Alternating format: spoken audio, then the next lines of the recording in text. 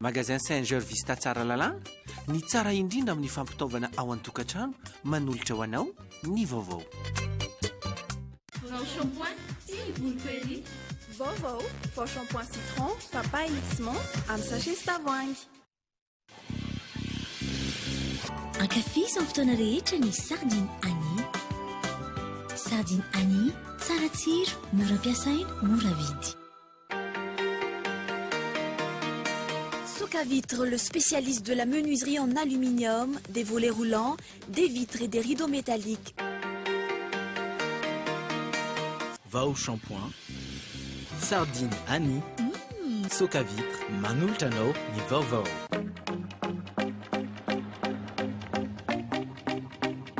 Ny magasin Sharp eo akaiky ny pompier tsara lalàna, manolotra anao ny vaovao.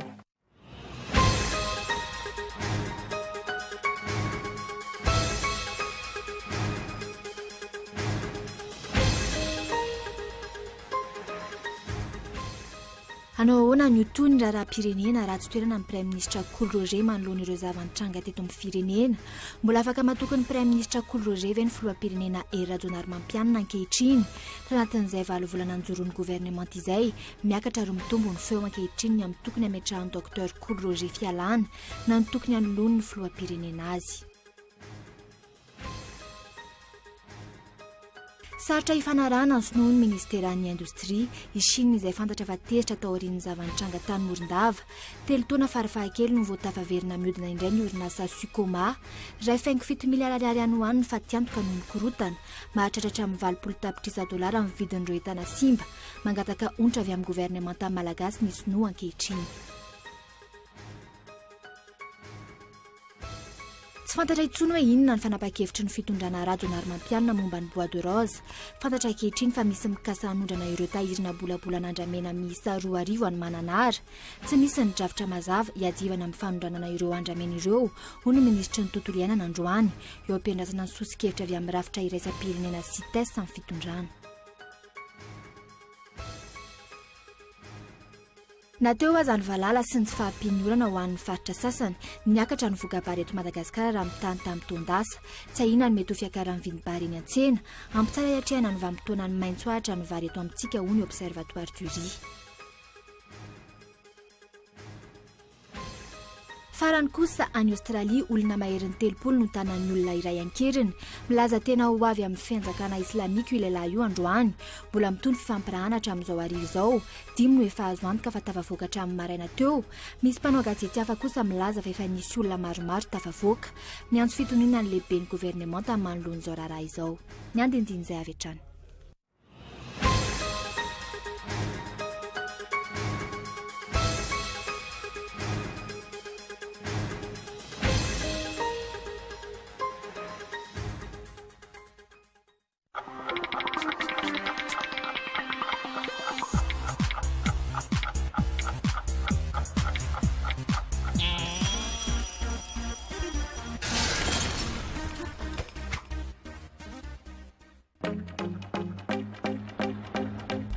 Équipements de maison, n'attendez plus et choisissez le magasin Sharp Tsaralalan, le représentant des marques Sharp et Séverin.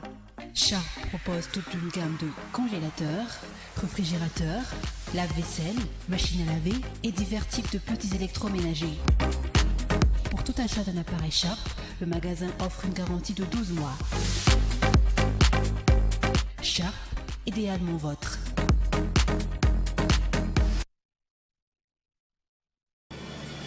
Soka Vitre en Utapénac, menuiserie en aluminium, rideaux métalliques, volets roulants, vitres, tôles.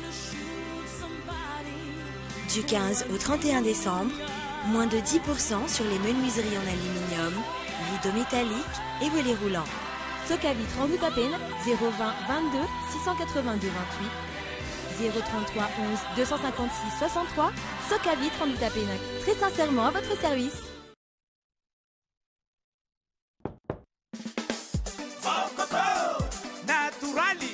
Zato isanjato vao coco tsy miparitaka vao coco tsy mandoto sady mora hoentina vao coco azo antoko vao coco tsara kalitao vao coco tsy matahotra orana Tsara Ok Ya mora ampiasaina Vao Coco tsara ho zaho zato ariary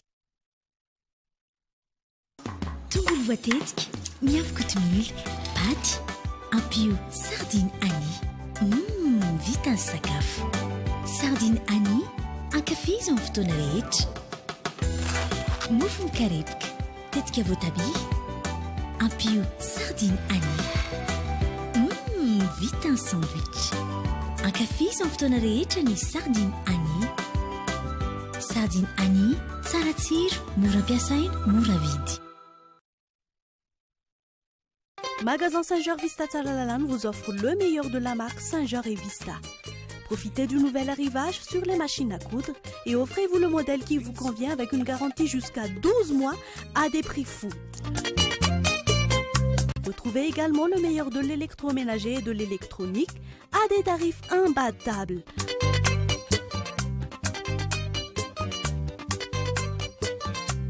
Magasin Saint-Georges Vista Tsaralalane, garantie et service après-vente assurés. Une grande promotion pour tous les clients chez Lefmate pendant la fête de Noël et le Nouvel An. Des remises seront offertes pour les salons allant de 25% jusqu'à 50%. Meubles de bureau, 30% à 35%. Salle à manger, vaisselier, table basse, 25%, 30%.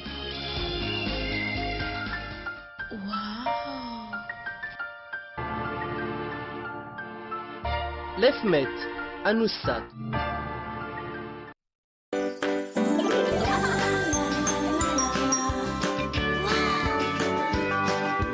Pour mieux vous hydrater, Vitalo.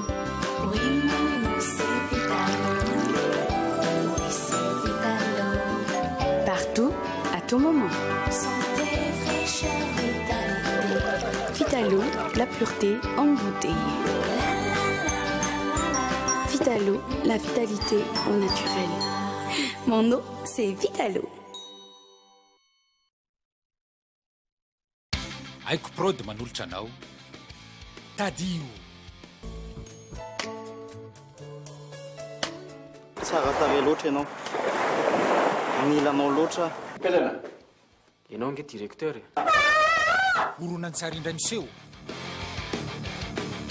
Mokane ivoaka manerana ny nosy ny 17 desambra ny DVD sy VCD amin'ny vidiny 7 ariary sy 5 ariary original ihany ny atsika tadio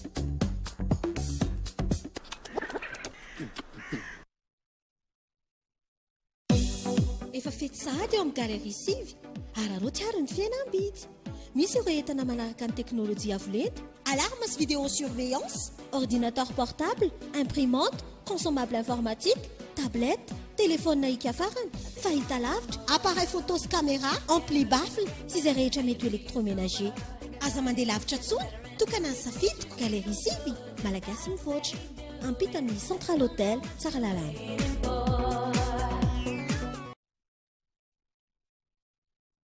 Cool TV, Cool FM vous présente Carol's Live 2014. Chantons Noël ensemble avec Marian, Shine, Mage 4, Randra Tail, Joseph Taf, Agrad Skies, TGC, Meva Gospel, Camerata, APF, Ritzby Diran, Antsafi, No Comment Crew. Au CCI VAT, le dimanche 21 décembre à partir de 15h. Carol's Live 2014, un spectacle haut en couleur avec nos finalistes du concours K-Rolls. Ouverture des portes à partir de 13h. Sono et lumière Titane. Partenaire Irec Studio, Cristalline, W-Click Studio. Sponsor Baolai, prix d'entrée 5000 arias. Carols, chantons Noël ensemble. Infoline 034 07 888 04.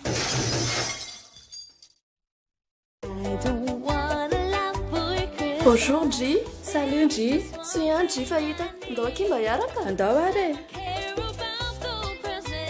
Videtana rehetra ariary na 500 000 francs atao baolay iky a dia mahazo ticket tombola ray. Dia io na voaloka mety ho azo.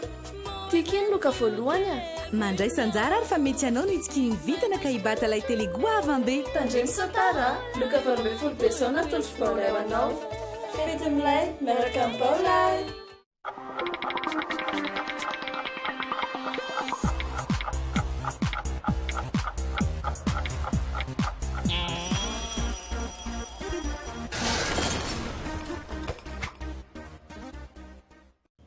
Ankasitrahana hatrany anao tomboky lasy tomboky va mbola manaraka ny fahita lavitra Kolo TV amin'izao takariva izao. Manasana ora naraka izao fampalalam-baovao izao hatramin'ny farany. Lafin'ny politika avy hatrany anao ahoana ny hitondra rahapirenena. Raha toerana ny Prime Ministre Kolo Roger amin'izao fotoana izao manoloana ireo zava-nitranga faraparany teto amin'ny firenena. Mipetraka ny fanontaniana tanteraka ny Prime Ministre Kolo Roger ve ny politika fampandrosoany ny filoham-pirenena. Valo volan'ny gouvernemanta Fatiola Tanimorondava, délestage Lavareny, P Stefana Monolona hatramin'ny 2 tamin'ny ity taona ity. Mbola afaka mahatokony Prime Ministre Kolo Roger ve ny filoham-pirenena Rajoelina Mampianina. Fanadidina raha antsika amin'ny herinirina rabary. Nezineziny ny fanambarana nataon'ny filoham-pirenena iny nanatanteraka ny politika entiny mampandroso ary nampanantenaina nandritra ny fampielezan-kevitra no safidianan'ny Prime Ministre Kolo Roger. 7 volana teo aoriana iny raharahana Fatiola enina Tanimorondava iny no tena nisongadina. Raha efa eo ampelantanan'ny gouvernemanta efa tamin'ny volana avrily ny momba ny Sigoma nefa tsy nahatambaolana nisorohana ny famozana ain'olona tsy manatsiny tahaka ireny. Ohatra vitsivitsy eo amin'ny lafin'ny fampianarana nampanantenain'ny filoha fa ho maimaim-poana ny fampidirana ny zaza malagasy an-tsekoly. Tsy izany anefa no zava-misy ankehitriny. Nolazainy ihany koa fa ao anatin'ny 3 volana dia ampidirina mpiasa-panjakana avokoa ny mpampianatra firamina rehetra. Zara raha nisy 2 alina amin'ireo mpampianatra firamina miisa 7 alina nefa no voaray ho mpiasa-panjakana. Na ny fizarana ireo toerana ireo aza mbola misy olana ankehitriny.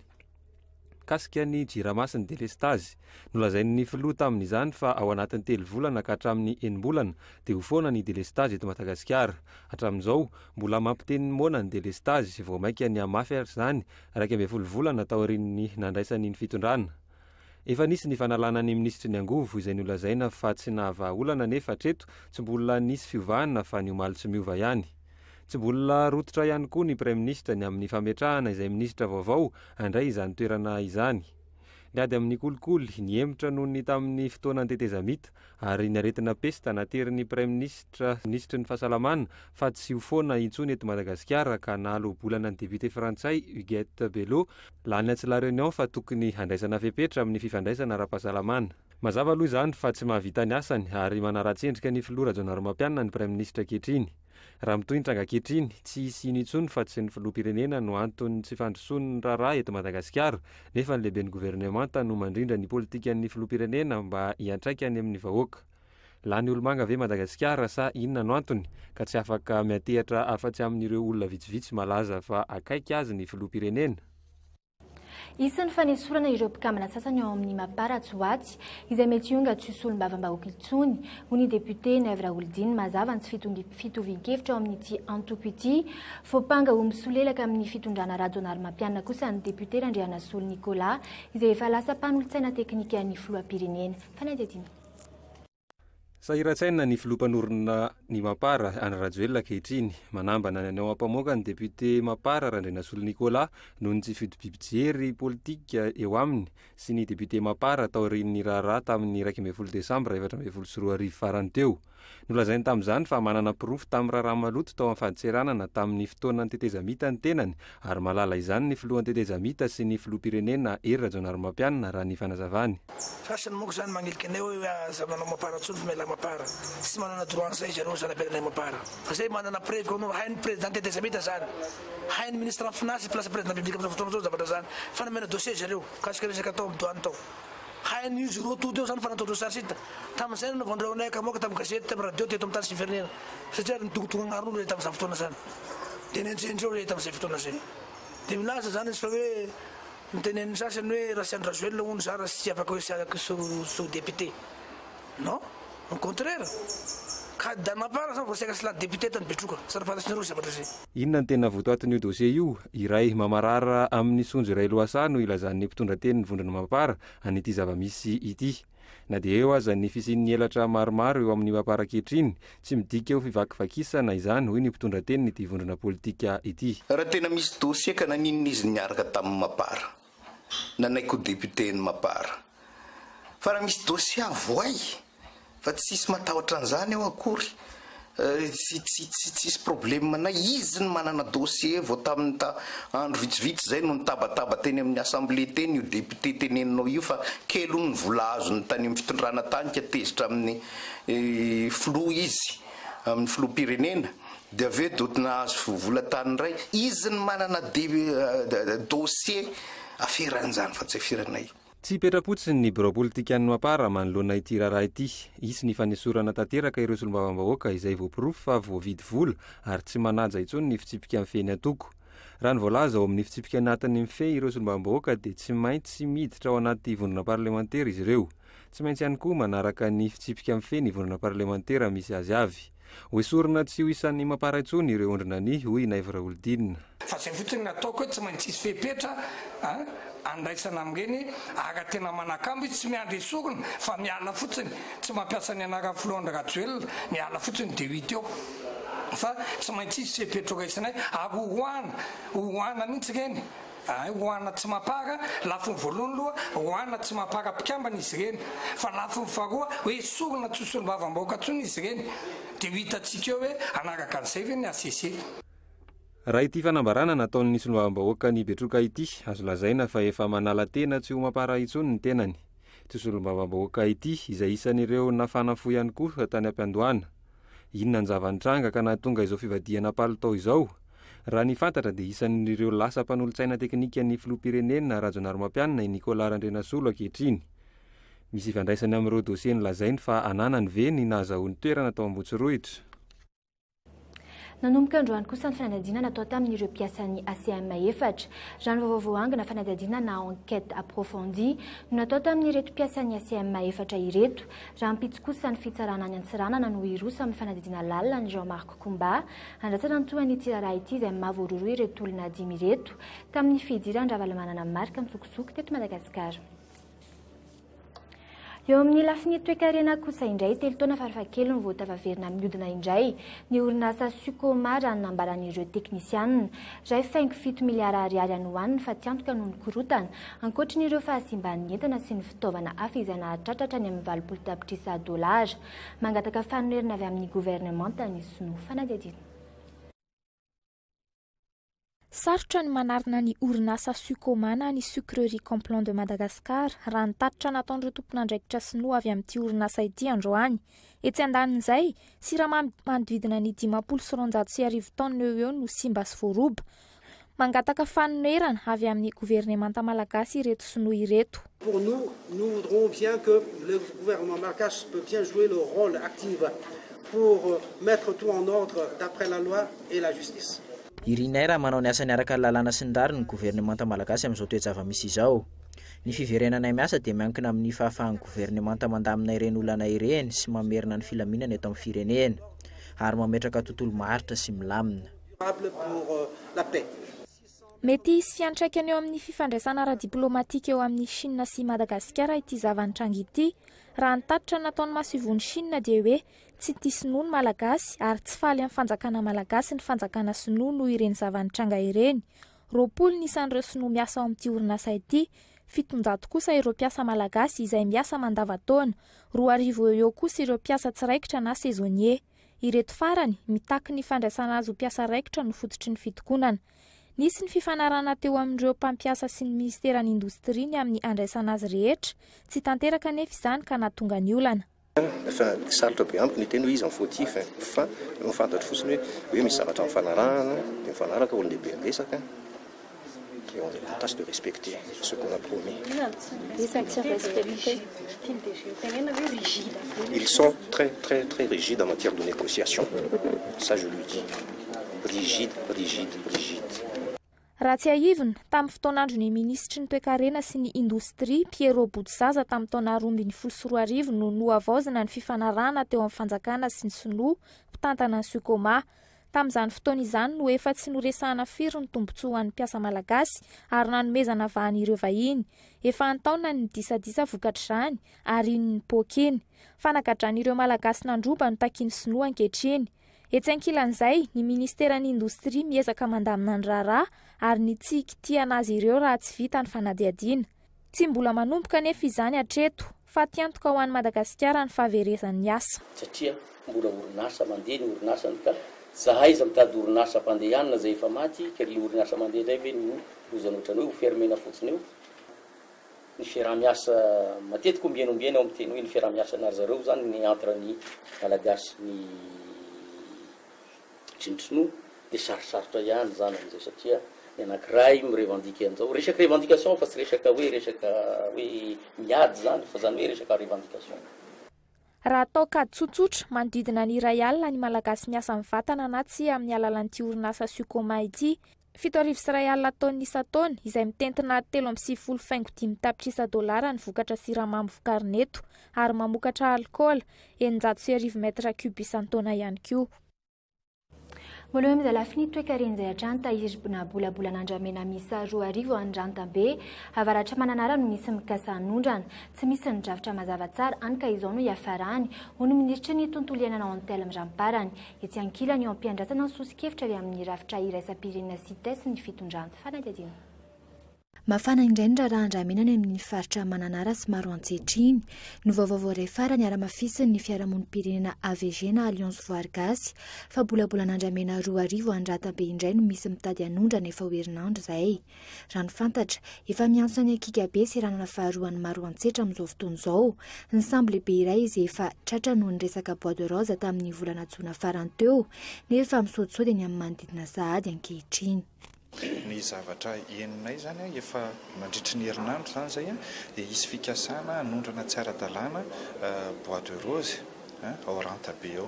Io Rantabe io ao anaty eo avarabaratry Mananara eo zany izy io entre Mananara e maro antsetra. Tokony malintsika satria eo amin'ny volana Desambra eo manomboka ny fanondranana an'ireny sy ny volana Jona eo amin'ny fotoanan'ny fety. Ka zay zany mahatonga anay hoe miezaka ny confirmer ny information fa dia izay azonay moa zany dia ampitainy amin'ny tompon'andraikitra foana. Ny zava-misy efa mihetsiketsika mihitsy zany eo ary raha ny information enonay dia hoe ho atao izay éclair moa zany hoe tena aingana be le fanondranana efa mivonona amin'izany zareo.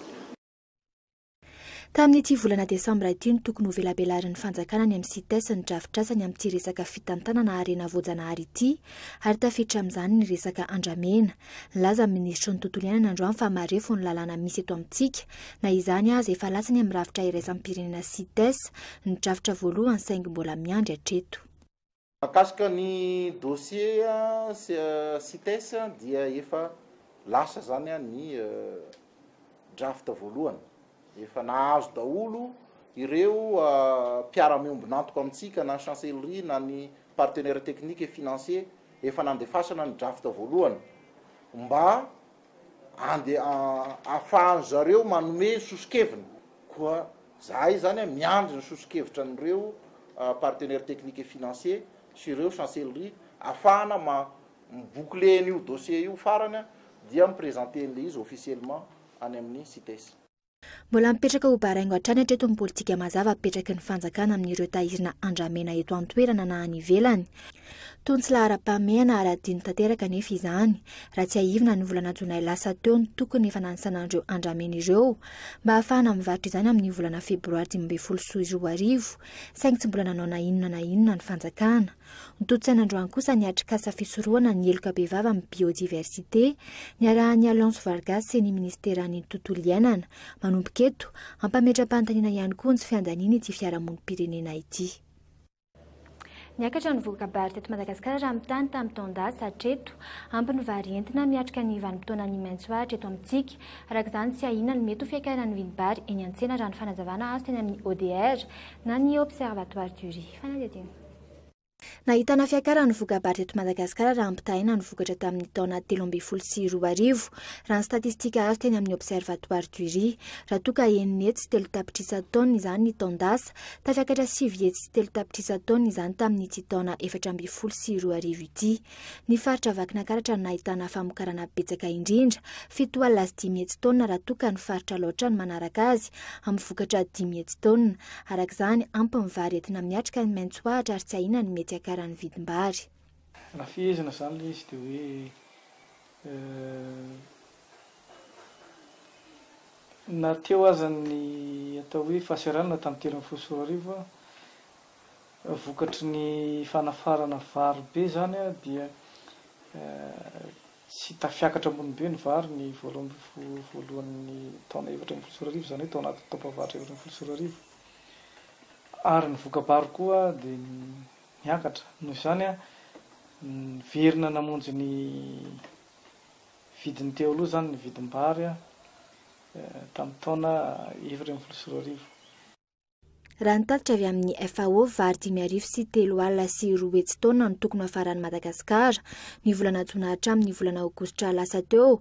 2 alina taona ny vary nafarantsika, 2 sy 3 alina taona kosa nanomboka ny volana Septambra hatramin'ny volana Novambra, izany hoe 5 volana faran'ny taona, 4 sy 5 alina taona ny vary nafaran'ny Madagasikara. Raha ampitahina ny tamin'ny taona 2012 niakatra avoroeny ny vary nafaran'ny Madagasikara raha ny fanazavana azy teny amin'ny ODR. Na eo azy ireo olona teo amin'ny fiakaran'ny rano tahaka ny tranga teo amin'ny Lemankatananarivo, ampy ny orana amin'ny ankapobeny. Ny vidin'ny vary eny an-tsena ihany koa izay nidina raha ampitahina ny tamin'ny volana Novambra 2012 raha toka 7,400 ariary ny vidin'ny kilao ny vary ny volana Novambra 2012, 5,400 ariary izany amin'izao. Raha ampitahina ny tamin'ny taona 2012 kosa nisy fiantraikany tamin'ny vokabary ny fandalovan'ny valala. Mitana 5,900 mahery ny arikarena FAOB nisy ampiarina voalohany, zara misy 500 ny hetra miditra anatin'ny taona iray nefa ny ampidiriny ao amin'ny kitapom-bolam-panjakana tanjona ho amin'ny taona 2012. Ny ampiakarana ny hetra ampidiriny sy ampiarina voalohany sy ireo sehatra hafa tsy ahazona hetratra amin'izay toy ny sehatra tsy ara-dalàna. Fanadetena. 4,20 faingo 700 ny vinavina ny fampidiran-ketra ihany no tratra raha oharina amin'ny voasoratra tao anatin'ny teti-bola ho an'ny taona 2012. Nambaran'ny minisitra Razafindravonina Jean androany fa tsy mahafa-po izany vokatra izany raha ho an'ny efa-bolana farany. Misy ezaka ataon'ny direction générale d'impôt fa araka ny resako zany raha tokony izy hatao fandrina hoe 100 fa le 100 zany tsy tratra fa eo amin'ny 20% ny tratra zareo. Dia mifandrina zany hoe mba hitombo zay amin'ny taona 2012. Ny fanatsarana ny fampidiran-ketra no entina hanarenana izay lesoko izay raha ny fanazavan'ny Tale Jeneraly ny sampandraran'ny hetra. Vinavinaina ho 2,770 faingo 7.70 miliara ariary ny hetra ampidirina ho an'ny taona 2012. Ahatratrarana izany, ezahana ny ampiakatra ireo sehatra akana hetra. Ny sehampiarina voalohany no voatondro betsaka amin'izany. Ity sehatra ity izay mahakasika ny 5,900 mahery ny arikarena FAOB nefa tsy mampiditra fa tsy 500 ny hetra amin'ny kitapo-bolam-panjakana. Io tsy tratra ny hetra io nefa dia ireo no tena mitire ny croissance tika mba tsy ilaza fa tsy ny mine, ny bois, ny pêche. Ny rona makany zany no akana an'le ambina TPF. Misy parafiscalité fa amin'ny stade actuel an'ireny olona ireny mbola kely dia kely ny hetra miditra ao amin'ny budget général de l'État. Kely dia kely raha tsy resaka fa tsy TVA tsika. Vao miforony ireny olona ireny ary ny zavatra vokariny ahondrana daholo. Dia rariny loatra TVA zéro nge ny exportation, tsisy TVA azonao andrasa raha zany any amin'ireny. Mikasika ny fampanarahan-dalàna ireo sehatra tsy ara-dalàna kosa, efa tafiditra ao amin'ny fepetra vaovao ho raisina ho amin'ny taona 2012 izany. Io ireo des solutions amin'izany impôt sur le revenu intermittent.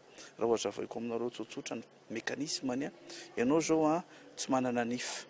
Nefa ianao dia manana vokatra fa te hijanona any amin'ny informel anao dia mivarotra ny vokatrao aty amin'ny formel.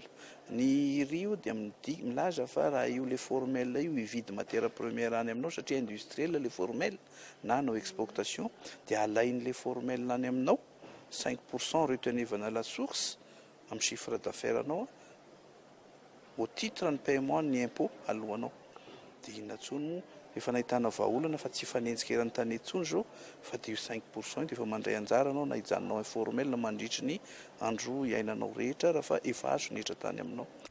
Raha ny fanazavany tale jeneraly ny sapandrarahany etra androany, ny banky sy ireo mpikirakira famatsim-bola ny loha laharana amin'ny fandoavana etra eto Madagasikara.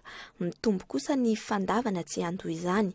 Antony, mbola sarotra ny zava-misy tsy ahafahana manery ny olona andoetra taoriny ny krizy. Ankoatra izay, ipetraka araky ny toromarky ny FMI izay nandalo farany teto Madagasikara ny fanatsarana ny fiaraha-miasa eo amin'ny sapandraraha amin'ny etra sy ny faditseranana. Peziny sosialy kosa indray miditra mivantana amin'ny fanamboaran-dalana eny ankadimbahoaka ny fanjakana malagasy tsy mahalala izay tena zava-misy eny ny fokotany amin'ireo faritra voakasika izany ary mirorosaina ny mponina momba ny fandravana trano atao eny an-toerana nanomboka androany. Nisy ny fihetsiketsehana sy ny fanoherana nataon'ny mponina teny androany marainy. Fanetediny. Ny zoma lasa teo no efa nitranga ny olana teny ankadimbahoaka ny toy ny sabotsy dia izao androany izao. Lalana vaovao no olana 700 metatra eo tsy mandalo rond-point intsony izay tsy maintsy andravana trano hatramin'ny 10 pompin-dranopokon'olona iray ary mpivarotra 3. Raha ny fanazavana azo baiko avy amin'ny fitondram-panjakana ity fanamboarana ity ary tsy misy fanazavana ho an'ireo tompon'andraikitra iny fotony. Tsy misy taratasy afaka anzarena taminy hoe izy fanamboaran-dalana na izy ohatr'izao fa nandeha tamin'izao fotsiny fa hoe projet présidentiel io dia zay moa zany amin'ny maseho fokotany sy fokotany zany anankiray zany fa tsy vahoaka zany azonareo zay zany tsy maintsy hoe ao aoriana vahoaka foana satria zay miara-monina aminy ety dia tsy maintsy hoe miaraka amin'ny foa zay mitondra an'le fitenenana hoe zao le ianreto vahoakako reto fa tsy hoe zany reny dia contre anzareo. Ny tompon'andraikitra avy amin'ny commune etsy ankilany nilaza fa efa nisy fampionana ny vahoaka sy ny fampahafantarana meloa.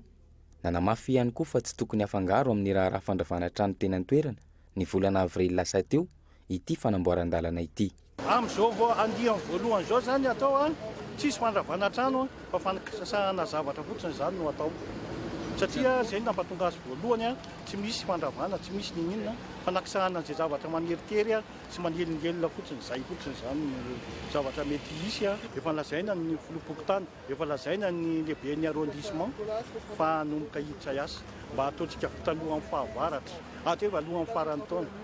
Raha ny loharanom-baovao azo hafa antony amboarana ity lalana ity ny hoe mampanandro sarotra ny cortège mitondra ny filoha ny fahateren'ny lalana sy ny embouteillage ka mety isy fiantraikany amin'ny fiarovana azy. Tamin'ny 17 ny volana novambra lasa teo nitondrany ministry ny asa vaventy Roland Ratsiraka ny ministry ny asa vaventy congolais nijery an'ity asa fanamboarana ity. Milaza mazava nefa ity takelaka ity fa ny fiadidinan'ny repoblika mivantana no mamatsy vola izany fanamboarana izany. Mitombona ary ve ny hoe ho fitonjovana manokana ny lalan'ny fiara hitondra ny filoham-pirenena no hanamboarana ity lalana ity. Raha fanamaivana ny fitohanan'ny fiarakodia arak'izay filana Antananarivo ankehitriny no tanjona nahoana no ety ankadimbahoaka ihany no ahitana asa tahaka izao. Nefa faritra maro no azo anaovana lala mahitsy isorohana amin'ny fitohanan'ny fiarakodia. Sao dia tokony no fiadidinan'ny repoblika ihany koa no mamatsy vola n'ilay autoroute mihaza amin'ny vato. Amin'izay avy hatrany dia manomboka tahaka izao ny asa. Tsy lavitra eto misy ampahandalana efa tena ratsy dia ratsy tsy nisy fanamboarana efa ho antaonany maro ary mampijaly ny mpampiasa lalana saingy miahaka fotsiny. Ka isan'izany ity arabe misadika lala mahitsy ity ahoana ny fandrindrana ny laharam-pahamehana. Manoloana ny hetsika nataon'ny mponina ankadimbahoaka no oerana ny fanamboaran-dalana eny an-toerana. Laza ministra tompon'andraikitra fa fisoketana ny asan'ny fanjakana fotsiny ihany no mitranga. Finiavana ibana nitetika asa-pitondrana izay atao ireny hetsika ireny ary fantatra ny ao ambadika izany. Trano vitsivitsy no voakasika io fanamboaran-dalana io ary efa misy ny fifampiresahana tamin'izy ireo. Fanampanazavana. Eo zany tsy azonay mpitondra mihitsy hoe misy atokon'olona zany dia manitatra mitondra ihany amin'ny olona mety tsy ampy tokoa ve le fomba nilazana nefa fa efa nilazana mihitsy le izy fa dia amin'izao fotoana zao dia misy olona tena manao zay anakanana mihitsy zany zao mba fanatsarana hoentin'ny fanjakana ka zay indrindra no anaovana antsoavo amin'ny vahoaka zany. Ny savorovory kosa ireo mpivarotra teny amin'ny tsenany Bagdad 17 hektara io arivo io no ny fahenoana fa amidy amina orinasa mpanjara solika iray ny toerana misy ny tsena. Nisy ny fandorana pneu sy ny fidinana an-dalambe manodidina ny tsena nanehoan'izy ireo ny alahelo tonga nandrava izany ny mpitandro ny filaminana hatramin'ny alan'ny mpanao gazety teny an-toerana mbola nifandinika ny lehibe ny tsena sy ireo mpitandro ny filaminana araka ny fantatra hitoeram-pitso ny hetsika ireto mpivarotra ireto. Afaka 3 andro kosa no ivany olana ny fahatapahan-jiro any Toamasina. Groupe dimy vaovao nafanana avy any ivelany ny volana aprily lasa teo no nigadina teny amin'ny sainanam-piaramanidina Ivato io maraina io. Vola mitetina 9 miliara ariary no natokana ho amin'izany. Mbola mitohy ary mampitaraina ny ponina kosa ny delestage amin'ny faritra maro sy ny eto andrenivohitra tsy afaka nanomboka daty mazava ialana tanteraka amin'izany. Ny ministra raha nanontaniana androany manokatra fanadihadiana eny amin'ny ministry ny angovo kosa ny Bianco ankehitriny fanadihadiana. Karazan-droa ny delestage ankehitriny ho aneto andrenivohitra. Ny fahatapahana iray lavareny ray hatramin'ny 9 ora ary ny fahatapahana fohy 10 hatramin'ny 30 minitra miverimberina. Tsy misy daty azo ambara momba ny famahana izany olana izany ho an'ny eto andrenivohitra. Nandroany manokana aloha zany dia ny fahatongavan'ireo groupe anankidimy ireo izay torolalana moa avy an'Andriamatofoloha mba amatsina aingana ny groupe anampina groupe eny Toamasina zay fantatsika fa amin'izao fotoana izao dia mbola mandalo fotoana sarotra ihany. Ny ezaka atao manaraka moa zany araka volazako teo dia ny fananganana fotodrafitrasy fa zao ataontsika zao dia tafiditra tamin'ny mesure d'urgence ary les mesures d'urgence teneniko matetika dia na ny fanamboarana na ny fanafarana. Zay zany mahatonga ny zavatra miseho androany. Afaka 3 andro zany dia ifahatanteraka ny olana ho an'ny Toamasina. Groupe électrogène nafarana noho ny fiaraha-miasan'ny orinasa Ambatovy, ny Matoto ary ny fitondram-panjakana ny vahaolana hita ny fanjakana ho an'ny Toamasina. Ny maraina teo tamin'ny 9 ora sasany no nigadona teto amin'ny sainanam-piaramanidina Ivato ny fiaramanidina Cargo Antonov nitondra ireo milina ireo. Fanafanana ny delestage no tanjonatsika. Isoratsika zany famitoerana sasatsasany efa miroso amin'izany ary tsy hoela zany hiravina zay. Aveo tsika zany midina amin'ny zavatra hafa. Araka ny tenin'ny Andriamatoa ministra teo zany ny paikady ny politika mpanjakana dia ny handehanantsika zany any amin'ny angovo azo avozina. Fa androany zany tsy vitatsika manao an'izay dia tsy maintsy manao an'ireto tsika ireto moteur na milina reto zany. Mbola mitohy kosa ny fahatapahan-jiro sy ny olana nateraka izany amin'ny faritra hafa sy ny eto Antananarivo renivohitra. Tany Fenorive-Est tapaka nandritra ny 5 andro ny jiro ny tokona ny ponina ary potika ny Brown Jirama. Ho an'ny eny Andotapenaka sy ny manodidina ary ny Rotodig manokana isan'andro ny fahatapahana ary mihitatra tsy kelikely ny halavan'ny fotoana hatapahan'ny jiro. Ny alahady teo ohatra tapaka nanomboka tamin'ny 7 ora hariva izany ary tsy hiverina raha tsy ny alatsinainy tamin'ny 12 ora atoandro. 40 minitra taorian'izay tapaka indray ny jiro ary tsy niverina raha tsy tamin'ny 4 ora sasany ary niverina tapaka indray tamin'ny 10 ora hariva. Izany hoe 13 amin'ny 14 ora no tapaka ny jiro ary tsy mbola ho fantatra izay ho afitsoko ny vaovao avy any ivelany kosa indray any Aostralia olona maherin'ny 30 no tanan'ny olona iray ankeriny milaza tena ho avy amin'ny fanjakana islamika io lehilahy io androany ary mbola mitony fifampirahana aminy amin'izao fotoana izao. 5 no efa tafavoaka hatramin'ny maraina teo. Nisy mpanao gazety nahita fa efa nisy olona maromaro tafavoaka ankila miantso fitoniana ny lehiben'ny gouvernemanta manoloana izao raharaha izao. Fanadina raha antsika eo amin'ny sary ny France 24. Ahitana tsy fandriam-pahalemana indray any Sydney, Aostralia androany tapaka tanteraka ny lalina mampitohy eo amin'ny faritra Martin Place ankehitriny. Olona maherin'ny 30 raha ny loharanom-baovao ireo aino amanjery vahiny no tananao amin'ny toerana fisakafoanana iray nanomboka ny maraina teo. 9 ora teo aorian'ny sy mihetsika, olona 5 mifantatra treto fa tafavoaka tao amin'ilay faritra. Tsy fantatra mazava aloha na tafatsoaka ireto olona ireto na navela ny voaka kalalahana, tsy nisy ny naratra aloha treto raha nitatitry ny mpitandro ny filaminana. Efa miantra ny ivelany ihany koa ireo nanomboka ny maraina teo, manao ny fifampiraharana sy mitady ny paikady rehetra entina mitsorona ireo ny tanana ankeriny ireto. Ny praiminisitra Australiana Tony Abbott efa nanipy avy hatrany fa efa vonona ny hiatrika ny asa fampirorohona Australia ary ampiatso maika fivorian'ny gouvernemanta miaraka amin'ny voamiran'ny filaminana. Miantso fitoniana ihany koa ity lehiben'ny gouvernemanta ity manoloana izao raharaha izao.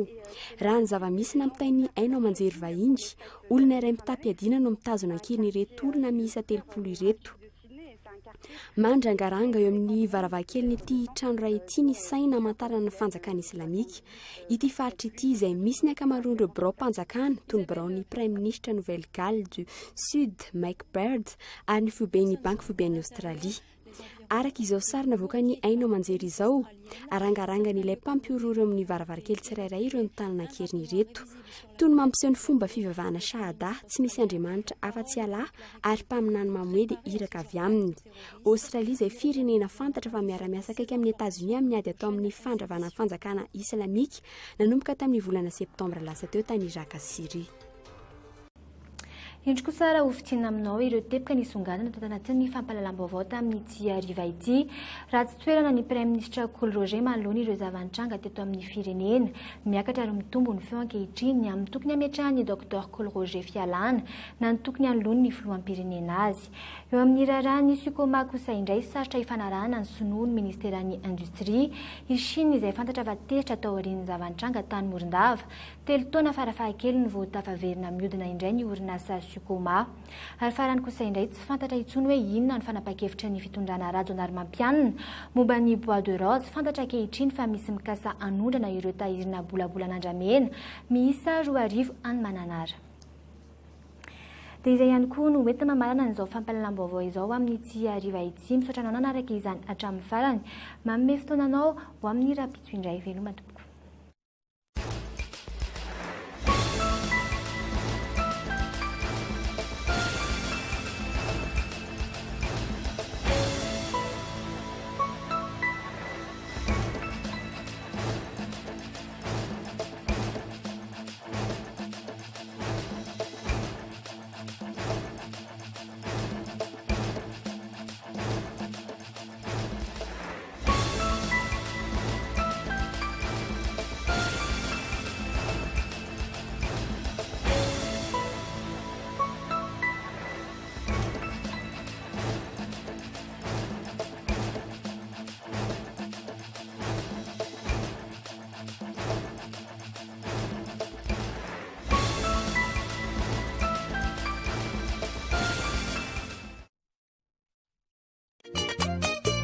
Ny fampahalalam-baovao teto amin'ny Cool TV dia niarahanao tamin'ny magasin Saint-Georges Vista Tsaralalàna. Vao shampoing, s'il vous plaît. Vaovao, vao shampoing citron, papaye mixement, amin'ny sachet sy tavoahangy. Ankafizy amin'ny fotoana rehetra ny sardine Annie. Sardine Annie, tsara tsiro, mora ampiasaina, mora vidy. Socavitre, le spécialiste de la menuiserie en aluminium, des volets roulants, des vitres et des rideaux métalliques. Ny fampahalalam-baovaon'ny Cool TV dia niarahanao tamin'ny Vao shampoing, sardine Annie, Socavitre.